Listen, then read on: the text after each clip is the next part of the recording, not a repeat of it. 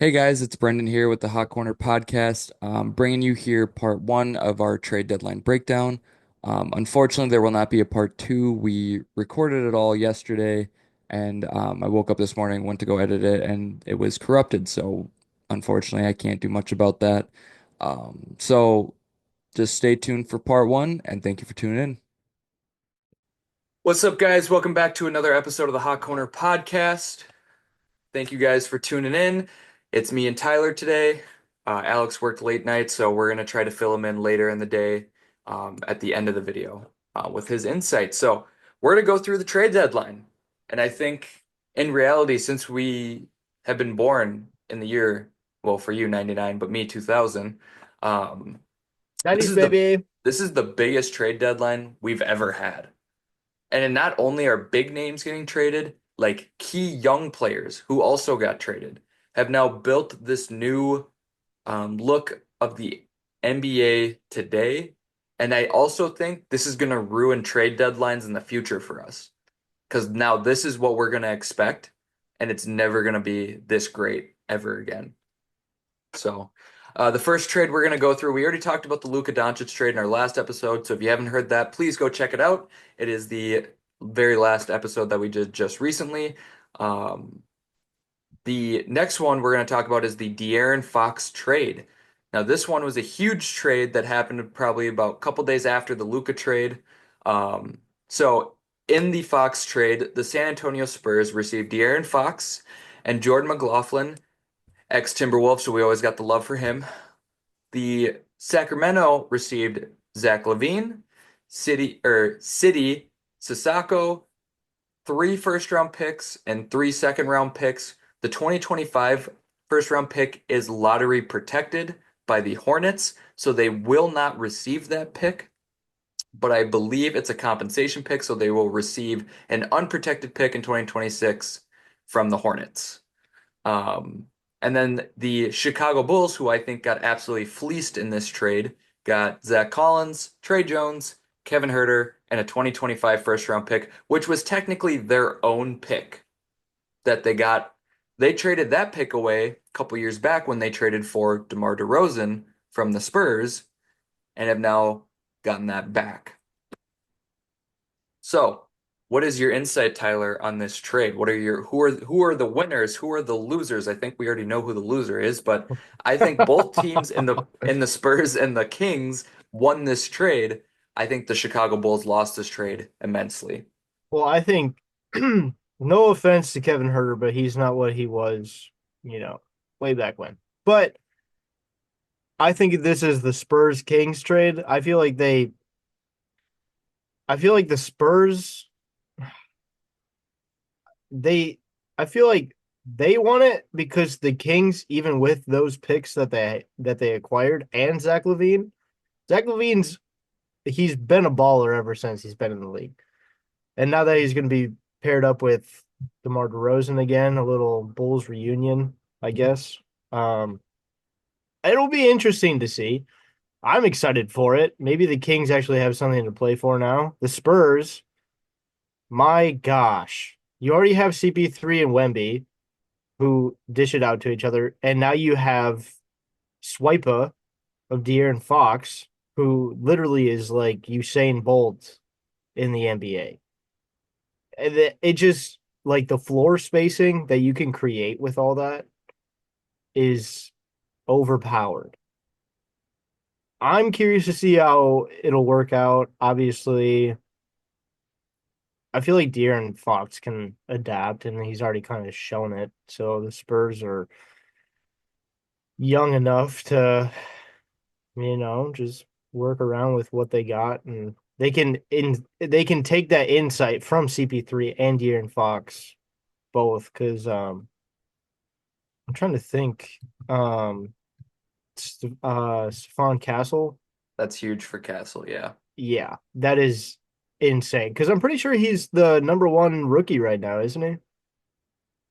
He's See, it's such a weak rookie class this year that it's kind of hard to decide which one is technically the number one. I think Stefan Castle's played the most out of all the rookies, basically. And we'll get into that later down the road. But yeah, you're right, man. I think the Stefan Castle part is huge for him.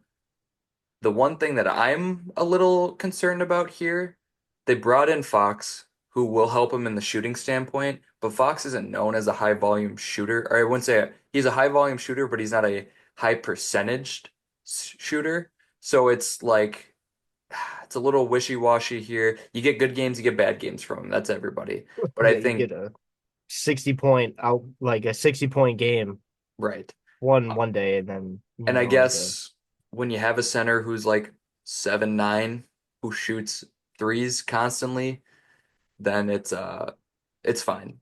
There's not the thing that's cool about for Fox though is because I feel like when he was in Sacramento, Domantas Sabonis limited his game because he's a very athletic freak, De'Aaron Fox is. He's a very fast player, very shifty player, and he can drive to the rim very efficiently. But with Sabonis there, he was always around the paint and he predominantly scored through the paint. So it limited his game a little bit. But since Wemby plays out quite a bit, now Fox can take advantage of that and use pick and rolls to help drive into the lane and maybe dish it out to the outside guy. They still, sorry, you can go. that I was just gonna go back and comment on the floor spacing is probably going to be the best in the league with what I don't with De'Aaron know. Fox, because the pick and roll that already creates space, because Right. if you have De'Aaron Fox, he can dish it back out. CP3's, I don't want to say he's reliable, but I mean you still have guys on the Spurs that can score. Right. I Right? think I think the spacing will be above average, but I still think the Celtics will have the best spacing in the league. I still think the Cavs will be right behind them at two. So I like this trade for the Spurs. Don't get me wrong. I think in reality, this isn't a trade for now. This is a trade to develop now, and then for next year they'll shine. I think they'll be in a top five contention for the West next year. Now the issue is Chris Paul is going to be gone next year, so it's going to be De'Aaron Fox who runs the main minutes at the point guard spot. Then you're going to have to figure out who do you want to start around Victor Wembanyama and De'Aaron Fox. Do you want Devin Vassell, Stephon Castle, Jeremy Sochan, Harrison Barnes if he sticks around? Like there's a lot of guys who you want to give good quality minutes to, and it just builds a clutter of who we need to choose from. So I think in reality, they'll figure it out. Greg Popovich and all the people underneath him are very smart coaches, and I think they will be just fine. Hopefully, Greg Popovich comes back soon because now I think he can make this team unbelievable. So, But uh, the Kings too. I feel like I don't mean to move away from the Spurs, and that was kind of sporadic of me chiming in on this. But I feel like the Kings right now, I feel like that's going to be like a hidden dagger they're fun to because watch. they are. And DeMar is still proving like I love his game from the mid range. Like it's that also creates space. And Zach Levine, I mean, he can go anywhere. He's an all around kind of player. He's not an I don't want to say he's not an all-star, He is but an all-star. he's Don't rip on him. He's an all-star. all right. Okay, I'm just saying for the majority, I think so too. But I just think that the Kings, like, this is what they need. Maybe Jordan Clarkson can. Oh, I'm thinking of the Jazz. I always do that. Oh my God. Goofy. Oh my God, dude. I Uh, don't know. The Kings having, I don't know. Maybe right. We'll go through there's so much going on. the Kings package here. People were undermining the fact that like they didn't get enough, they think. When you trade a guy like De'Aaron Fox, who yes, he's a very good player. He's one of the best point guards in the league, but he already stated and already grew interest of leaving Sacramento. Not only is he a free agent in 2 years, you're gonna have to pay that man upwards to 40 plus million dollars. Let someone else deal with that if you don't think you can re-sign him and get nothing for him. So I think They did a great job bringing in Zach LaVine, who is a prolific scorer from the outside and the inside presence. He not only is really good with the ball, but without the ball. They get 6 total picks for it. Now, I think picks is so hard to determine if it's a good value or not, because yes, 2025 first round pick sounds great, but it's protected from the Hornets. If the Hornets were actually good and say they were kind of fighting for that play in, then you take it. Right now, that pick is going to go back to the Hornets because it's a protected lottery pick, and since they're really bad this year, it's going to be in the lottery, so it'll go back to the Hornets. But they get a 2027 first round pick from the Spurs and a 2021 first round pick from the Wolves. Who knows where the Wolves are at in 2031? Because one, Ant could be gone, or two, he could get hurt that year. And then that just makes that pick even more valuable to that you can use to bring in more assets like younger players or trade pieces. And then second round picks never hurt you. They're buy low candidates who come in and put in hard effort and good work to make a roster spot, or they play the G League for cheap. Who cares? I think they got a decent haul for him. Now, I would have liked to have seen Stefan Castle go to Sacramento, but I also think Sacramento is not, they already stated they're not trying to rebuild, even though I think they should have. They were trying to retool to help them in the long run. So we'll see where it takes them financially. But right now, they're fun to watch. Malik Monk is running the PG spot, and we would have never said this last year because he's a good scorer, but he's not a great playmaker. He has shown this year that he is a great playmaker. So I mean, just this lineup alone: Malik Monk, Doug McDermott, Zach LaVine, DeMar DeRozan, Domantas Sabonis, Keegan Murray, one dude that we'll hit on pretty soon, Keon Ellis. I I love feel Keon like Ellis. I feel like he was like, I mean, he's only been in the league for 2 years. I didn't even know who he was until this year. But he is like a gritty player. Like he's physical. He's not afraid. He reminds me of a young, more talented Patrick Beverly. Yeah. And it's the lineup does not sound bad. The depth in the bench though, I think that's the only thing that would scare me. But Their bench is not good, dude. Like they got, don't get me wrong, Kevin Huerter did not play well this year, but they do not have anyone to shoot the ball Keegan on Murray. their bench. He's a starter. Oh, sorry. I should have waited. That's okay. No, like on their bench, they don't have a good shooter like at all. Don't get me wrong. Keon Ellis is shooting 43% from three, but he only takes 1.5 a game, which is great. You'll take that from a low volume standpoint, high percentages. That's what you want. There's another trade that they made. They brought in Jonas Valanciunas, so they did a good job bringing in a backup center. Um, but they don't have shooting on the back end. The only guy that I like on this team that's a good shooter is ex-Chicago Bull Doug McDermott. And he You don't even doesn't like Keegan Murray? he's not an ex-Bull. That's what I was saying. He's an ex-Bull. But he only plays like 10 minutes a game, so it doesn't matter. So yeah, I think Sacramento and San Antonio one did a great job on this trade. The Chicago Bulls side, as a Bulls fan, I'm just going to say this right now. This is absolutely ridiculous. Why do we give up our best player on the team and only receive one first round pick that we should have never given up in the first place because it was our pick to begin with? That's all I'm going to say. There's Flip a nothing flag. else. There's nothing else. We have historically been a bad team that gives up too many assets and doesn't get anything in return. That's just how it goes. The next trade we want to go through is the Kyle Kuzma trade. So in this trade, I think this is a huge trade for two teams. There's 4 teams total, but we'll focus on just the 2 teams. In this trade, Milwaukee receives Kyle Kuzma, Jericho Sims, and a 2025 second round pick. And then the Washington Wizards received Chris Middleton, AJ Johnson, and a 2028 pick swap from the Bucks. New York's also into this trade. They got DeLon Wright, who always I feel like ends up on these playoff teams when he doesn't even play that much. Pick rights for from the Bucks for Hugo Benson, or Besson, and then Patrick Baldwin went to San Antonio from the Bucks. Patrick Baldwin's not a great player. He's not going to play very many minutes. He also makes almost $5 million just being a bench warmer, so good for him. Um, the two teams I want to focus on here are the Milwaukee Bucks and the Washington Wizards. I want you to go through the Milwaukee side, and I want to talk about the Washington side. So I truly think Milwaukee won this trade more than anything. So let's have you take the lead on that one. You think Milwaukee won this one? What do you think otherwise? Yes. See, Granted, Middleton has not been playing well, but you're playing another person.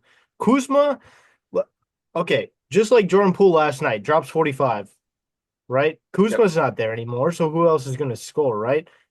Kuzma is not he I don't think he'll fit in with the Bucks as much as I just watched the game last night. He did just fine.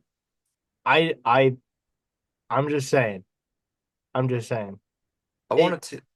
I'm gonna take a look real quick. They did lose, but Atlanta also shot unbelievable.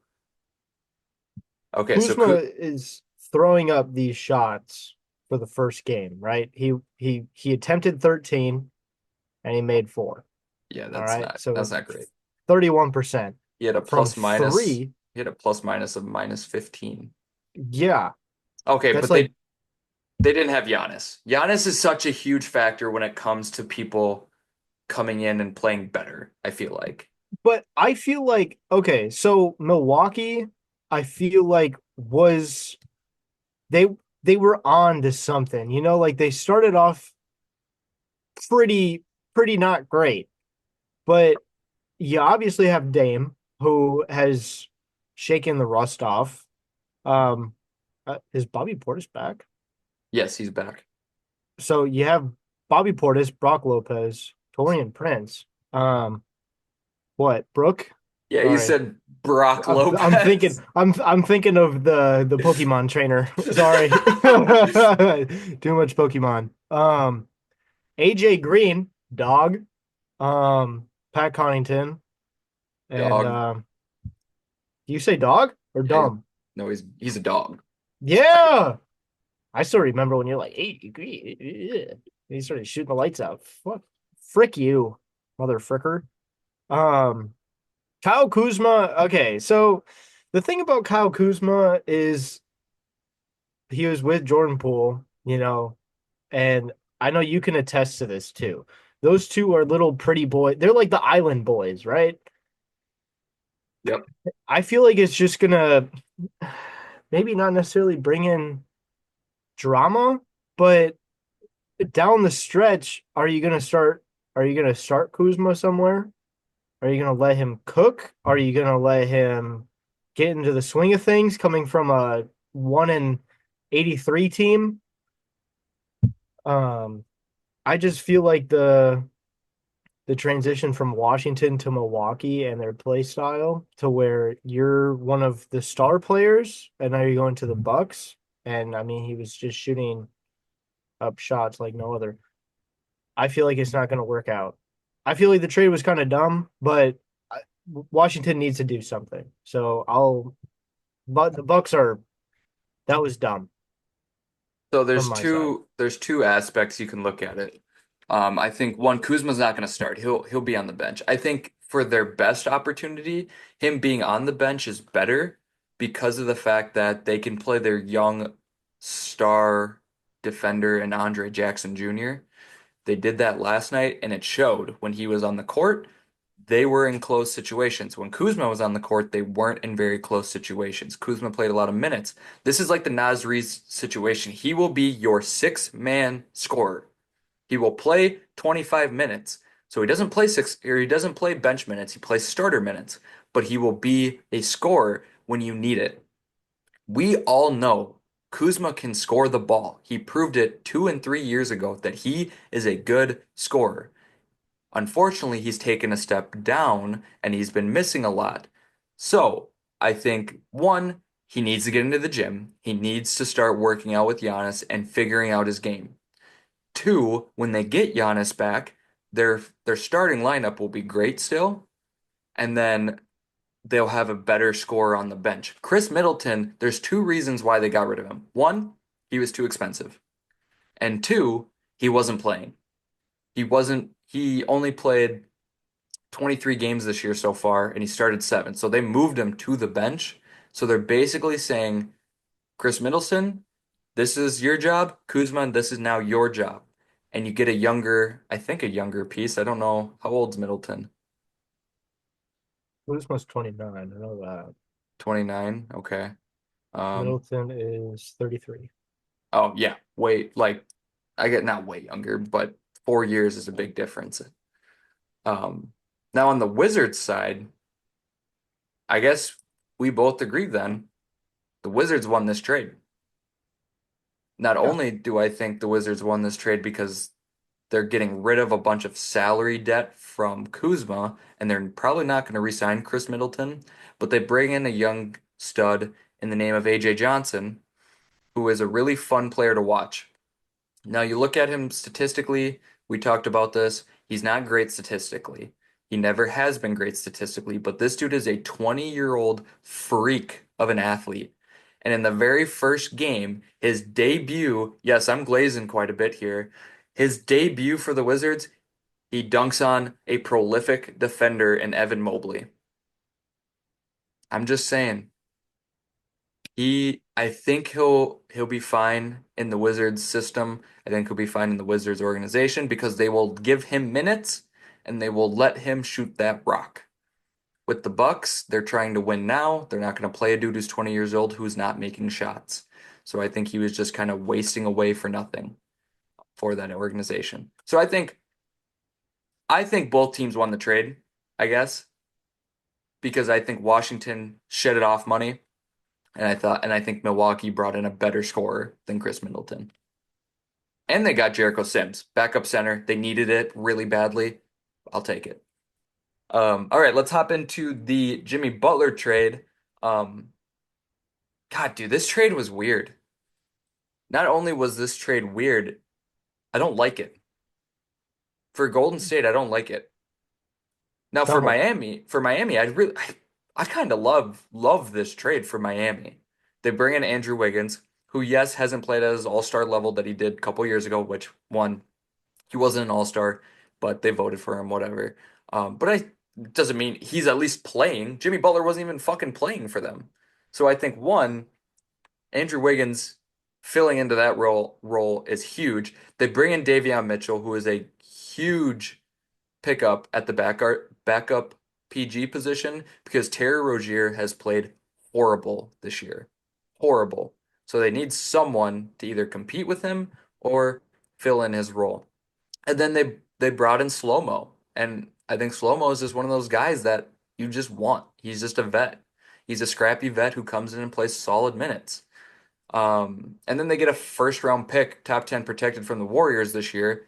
Now, if the Warriors just absolutely poop the bed, then yeah, the Warriors will get that pick back. But I don't see him pooping the bed, and you're going to get probably the 11th or 12th pick. That's huge. I think that's huge for Miami. So Miami definitely won this trade in my eyes. The other teams that were involved were Detroit, Utah, and Toronto. Toronto received a second round pick from the Heat and PJ Tucker and cash considerations. PJ Tucker isn't going to play. He's just going to sit there, whatever. The Utah Jazz brought in KJ Martin, Josh Richardson, and two second round picks. Again, filler players probably won't make an impact. The Detroit Pistons brought in Dennis Schroeder, Lindy Waters III, and a 30-30 or 2031 second round pick. I think Detroit actually got a pretty good bag from this. One, they bring in a backup point guard in Dennis Schroeder, who, when you saw in Brooklyn, when he was able to just score the ball, he did great. But when he was like on the court with Steph, he didn't do very well. So I think as a backup PG, he'll be fine for Detroit. Lindy Waters is a good, solid role player that I think will develop as a young piece later down the road. Dennis Schroeder, confirmed first NBA player to have CTE. CTE? Why? Yes. This league is like modern day slavery. Yeah, It doesn't. that was He wild. confirmed him and Jimmy Buckets both CTE. Go get him a CAT scanner, MRI, not an MRI. Get him a CAT scan. I don't know. I think there's Then tons of players with CT, they just don't reveal it. well, they aren't on social media apparently like Dennis Schroeder. So after what he said about he constantly gets traded. He's like, oh, I don't even get a tribute video or anything like that. He was good on the Lake. He was dangerous on the Lakers. I will He, give him that. he was dangerous on Brooklyn, but he just when he ended It's up having to Brooklyn. get traded to a actual system, then he played like crap. Yeah. Dennis Schroeder, I feel like isn't he's another like all He around he got player. traded to four different teams in the span of 1 year because he Yeah. got traded. Actually, no, let me rephrase that. He's played for five teams in 1 year. Brooklyn, Golden State. Technically, he got traded to Miami, and then they sent him to some other team, and then that other team sent him to Detroit. So I don't see like no one wanted him. That's the issue. There's not No. much to really say about this trade. I think this was a big trade that was built up, but there's really not much. I mean, on the Golden State side, I want to hear your opinion. What do you think bringing in Jimmy I Butler? I think it's terrible because it's literally just it's gonna be drama, drama infused. If he brings what he brought to Miami, not play style wise, but mentality, it's gonna be dangerous. We're gonna have another Jordan Poole incident with him and Draymond, and then it's just gonna cause a ruckus. Um, I don't know how well he'll be able to mesh with all those with basically Curry and Draymond, but Jimmy is not bad. He just needs to get his stuff figured out. Maybe he can turn this team around. Maybe he can get something to click, but they're 11th right now in the West. I got that right this time. Yeah, but Um, they're only 3 games away from being seventh. So I it's don't like, think he's gonna make a big enough impact to change that. Me personally, I don't think so. right. See, Unless Steve Kerr can do something. Be I like love slap Jimmy. him. See, I love Jimmy as a Bulls fan. Just I love the way he plays the game. Unfortunately, he just has a lot of mental, I wouldn't say instability. He's just very hard to deal with as a person, I would say. Now, you've seen the good. We've seen the good in Jimmy. I think he's a great human being when it's outside of basketball. Inside of Gave his basketball, phone number to people at the MOA when he came to the Timberwolves. He oh was like, really? he's like, here's my phone number. Just text me. I was That's like, what the?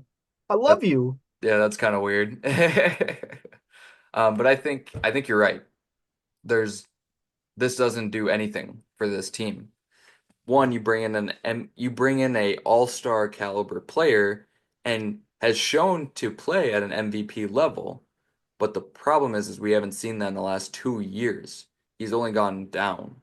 And with Curry being 36, with um Draymond Draymond being Green being yeah, Draymond 34. being 34, Buddy Hield Buddy being Hield. 32, it's just this team got older and didn't get better. So,